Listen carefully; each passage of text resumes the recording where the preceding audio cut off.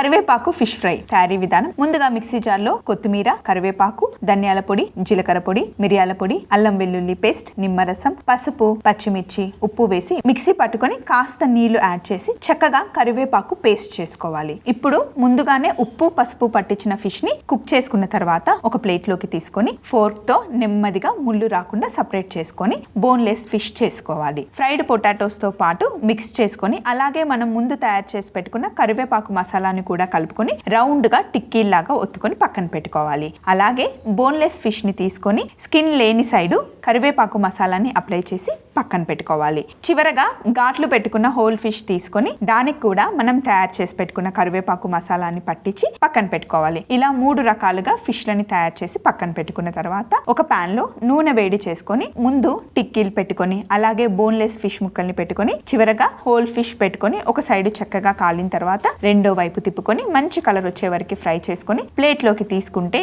ఎంతో టేస్టీ అయిన కరివేపాకు ఫిష్ ఫ్రై 3 రకాలుగా రెడీ అవుతుంది.